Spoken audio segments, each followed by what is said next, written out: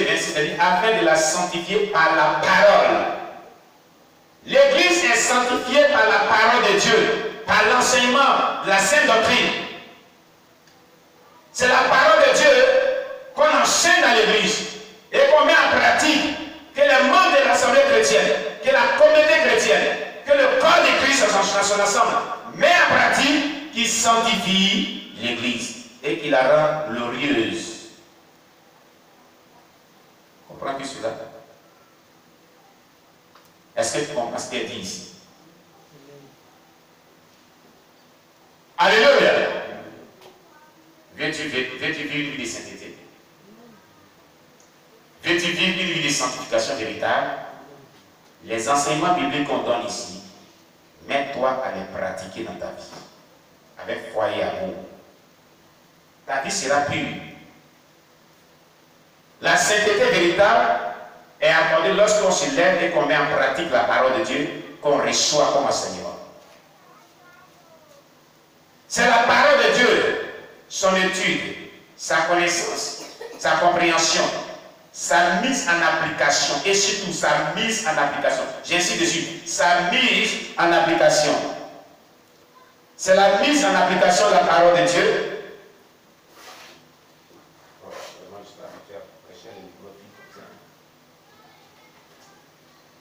Le son est quand même bon, c'est pour cela ici là. Comme un prisonnier. C'est pas dans mes habitudes. Amen. Écoutez très bien. C'est la mise en application de la parole de Dieu qui sanctifie l'Église. Est-ce que tu le comprends aujourd'hui? Ta vie de sanctification n'est pas bonne. Ta vie de sainteté pour tous les problèmes. Lève-toi, commence à obéir à la parole de Dieu. Demande à Dieu, donne-moi un cœur soumis à la parole. Aux enseignements qu'on me donne. Aux enseignements qu'il reçoit. Donne-moi un cœur qui est soumis à ces enseignements-là. Parce que je vais être sauvé. Je vais paraître comme l'église glorieux dont tu parles ici. Je veux que ma vie soit sauvée. Le seul chemin qui amène au salut, c'est le chemin de l'obéissance aux enseignements de la sainte doctrine. C'est le chemin de l'obéissance à la parole de Dieu. Le seul secret pour ne pas rater l'enlèvement de l'église, le retour de Jésus-Christ, bien aimé, écoute-moi, c'est quand tu marcheras selon la parole de Dieu qui t'est enseignée, la parole de Dieu que tu comprends, ce que la Bible, ce que les Saint-Esprit peuvent comprendre, ce que tu reçois comme enseignement. Lève-toi, mets cela en pratique. Lève-toi, vis selon les principes bibliques qu'on t'enseigne, que tu reçois aussi dans la méditation de la parole de Dieu. Marche selon les préceptes bibliques. Ta vie sera pure. Aucun démon ne va t'approcher. Aucun démon ne va t'amener. Car le véritable chemin de la délivrance, c'est la soumission à la parole de Dieu aussi. Jésus dit, vous connaîtrez la vérité, et la vérité vous affranchira de la vie du péché, affranchira des démons, affranchira de la malédiction, affranchira des blocages, affranchira de la scène des eaux, affranchira des puissances ténébreuses et te donnera la victoire sur les œuvres ténébreuses. C'est la parole de Dieu. La purification de la parole de Dieu est dans tous les domaines de nos vies. Agit dans tous les domaines de nos vies. Quelqu'un se lève, chaque fois qu'il écoute la parole de Dieu, qu'il la met en pratique, devient fort spirituellement. Et devient point d'une notion puissante. Dieu lui apporte la victoire si c'est dans le dessert. Dieu lui apporte longévité, prospérité, pour voir à tous ses besoins. Amen, amen. Alléluia. Gloire à Jésus. Pour preuve que c'est la Bible qui sanctifie, c'est la mise en parole de la parole de Dieu qui sanctifie. 1 Jean chapitre 17. L'évangile de Jean chapitre 17. Vous allez voir ce que Jésus a dit lui-même. Amen. L'évangile chapitre 17, verset 19. Jésus dit, Jean chapitre 17, verset 19, Jésus dit, et je les sanctifie moi-même pour eux, afin qu'eux aussi soient sanctifiés par la vérité. La vérité c'est quoi? C'est la parole de Dieu. La vérité qu'il prêche là, lui Jésus-Christ il se sanctifie pour que cette vérité là puisse aussi sanctifier le peuple de Dieu. si tu es un prédicateur, si tu es un lutteur, un évangéliste, un enseignant de la parole de Dieu, tu veux que le peuple de Dieu vive dans la sainteté et être sauvé, toi-même, fais comme Jésus l'a dit, sanctifie toi-même d'abord aussi. Mets en pratique la parole de Dieu que tu prêches, sois un exemple de ce que tu annonces, pour que le peuple de Dieu puisse être sanctifié. Aujourd'hui, on a un drôle de prédicateurs, d'enseignants de la parole de Dieu dans le monde entier, qui ne font pas ce qu'ils disent.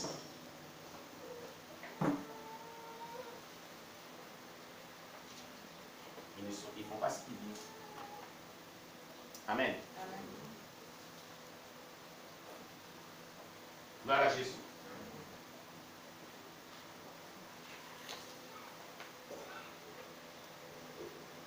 C'est vrai, les enseignants de la parole de Dieu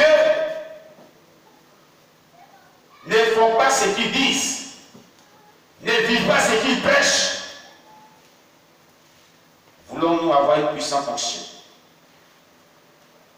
Voulons-nous opérer vraiment dans la démonstration de la puissance de Dieu? L'Église est pointe lorsque les membres de l'Assemblée chrétienne, depuis le pasteur jusqu'aux fidèles, mettent en pratique la parole de Dieu ensemble. La Bible, la pratique dans son intégralité, ce qui leur est donné comme enseignement. Quand un enseignement, une prédication est donnée à la chair, certains prédicateurs pensent que c'est au peu seulement que Dieu parle. Dieu s'adresse à chaque personne. Le prédicateur lui-même, il parle de lui-même sans le savoir, le plus souvent. S'il a vraiment le discernement qu'il est honnête envers lui-même, il va comprendre après l'analyse et ce qu'il a prêché que Dieu s'adresse à lui aussi. Il va trouver aussi dans cette trouvaille certains failles que Dieu veut corriger aussi. Donc, ce que nous recevons comme prédication, ce qu'on reçoit comme enseignement, les leçons spirituelles qu'on tire des méditations de la parole de Dieu, et la sainte doctrine, c'est elle, lorsqu'on la met en pratique, ce sont ces leçons-là, lorsqu'on les met en pratique, qui donnent la sainteté véritable, la pureté véritable. Et c'est cette Église glorieuse qui va participer au règne millénaire de Jésus-Christ. Ce n'est pas seulement les martyrisés. Jésus la fera paraître. Dieu la fera paraître dans son règne. Et donc, on comprend bien, c'est pas ce qu'on vient de lire dans la Bible. Amen, amen. Amen. Alors, je vais dire à quelqu'un péché, il ne faut pas avoir une vie qui est dans le péché, dans le mensonge, dans le désordre. Mais il faut vivre une vie sainte, consacrée, craignant Dieu, mettant en pratique la parole de Dieu. Alléluia. Mais l'église apostate qui s'est alliée au monde en est exclue. Selon Matthieu 17, verset 17. Qu'est-ce qu'une église apostate qui s'est alliée au monde? Quelle veut dire une église apostate qui s'est alliée au monde? Gloire à Jésus-Christ. Une église apostate qui s'est alliée au monde. On prend bien dans Apocalypse 17, verset 17.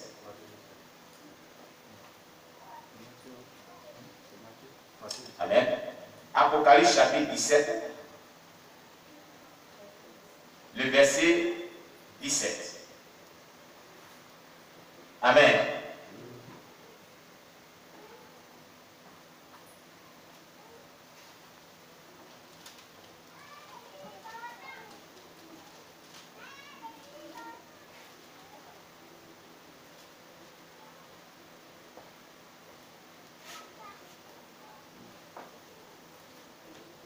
L'église apostate qui s'est alliée au monde. Le mot apostate vient de apostasie. Apostasie qui veut dire souillure, déviation, hérétique. Tout ce qui est impureté, hérésie. mondanité, péché, contraire à la sainte doctrine, contraire à la bienséance. Voilà. Donc une église qui vit dans le péché, une église dont les enseignements sont hérétiques et dont les membres pratiquent ces enseignements hérétiques, elle est apostate, elle est mondaine, elle n'est pas pure. Dans les derniers temps, Jésus n'en veut pas. Depuis longtemps, Jésus n'en voulait pas aussi. Depuis des siècles et des siècles, le Seigneur n'aime pas une église qui est apostate. Alléluia. L'église, c'est toi et moi. Ce n'est pas les bâtiments. Donc, en d'autres termes, Jésus ne veut pas des chrétiens qui vivent dans le péché et qui acceptent des enseignements hérétiques et qui les pratiquent. Cette église-là, ou ces membres de cette église, ne pourront pas participer au règne millénaire de Christ. Nous lisons dans l'Apocalypse 17, verset 17. Car Dieu a mis dans leur cœur d'exécuter son dessein et d'exécuter un même dessein et de donner leur royauté à la bête jusqu'à ce que les paroles de Dieu soient accomplies. Amen. Ici, on parle de l'église apostate. Alléluia. Les personnes ont dit que tu as mis dans leur cœur.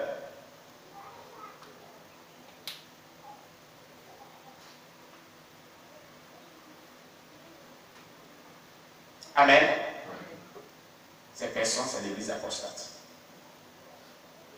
Quand on lit le verset 18, et la femme que tu as vue, c'est la grande ville qui a la royauté sur le roi de la terre. Alléluia. Voilà. Gloire à Jésus. L'église apostate. Comme les autres le disent, l'église la voie large. Amen. Donc, comprenez que l'église apostate qui s'est alliée au monde en est exclue de ce règne millénaire. Alléluia. Deuxièmement, les pauvres en esprit participeront à ce règne millénaire. Les pauvres en esprit, ce sont ceux-là qui veulent se détourner du péché et abandonner leur vie à Christ. Voilà les pauvres en esprit. Matthieu 5, verset 3. Matthieu chapitre 5, verset 3. Ils participeront par la grâce de Dieu quand ils réussiront à se détourner du péché et abandonnant totalement leur vie à Christ. Ils participeront, disons, à ce règne millénaire. Matthieu chapitre 5, verset 3. Il est dit dans Matthieu chapitre 5, verset 3. Heureux les pauvres en esprit, car le royaume des cieux est à eux. Amen. Troisièmement, et la dernière phrase, dernier paragraphe de notre thème sur le règne millénaire. Les saints vigilants, les saints qui sont vigilants, qui mènent une vie de prière constante. Les saints, on dit saint, celui qui pratique la sainteté dedans dehors, celui qui se sanctifie intérieurement comme extérieurement. Comme je vous l'ai dit tantôt, l'être humain pêche de deux manières, de manière interne comme externe. Donc l'être humain doit se sanctifier de deux manières, de manière interne comme externe. Les péchés internes sont les mauvaises pensées, la colère, la convoitise des yeux. Ça c'est intérieurement, ça se passe, parce que nous on est dans ton intérieur. Amen. Oui. Et il y a les péchés extérieurs qui sont visibles par tout le monde. Donc, tu dois te sanctifier de manière intérieure et extérieurement. Gloire à Jésus. Donc, les saints qui sont vigilants, c'est marqué la vigilance. Il faut être vigilant quand tu es un chrétien. Il faut vivre dans la vigilance. Amen. Il faut avoir le discernement de l'esprit. marcher dans une discipline rigoureuse et la mise en application de la parole de Dieu, loin de toute duplicité, toute malice, toute souillure, impureté quelconque, se consacrant journalièrement à Dieu, cherchant la face de Dieu, engagé dans l'œuvre de Dieu, loin de tout ce qui compromet le salut de ton âme. Alléluia. Gloire à Jésus. Voici les saints vigilants qui mènent une vie de prière constante. Il va falloir que ces saints-là, la condition est qu'ils doivent mener une vie de prière constante. Qu'est-ce que c'est qu'une vie de prière constante? Une vie de prière journalière. Alléluia. Mais agréée par Dieu. Acceptée par Dieu. Alléluia. Hébreux 9, verset 28. Hébreux chapitre 9.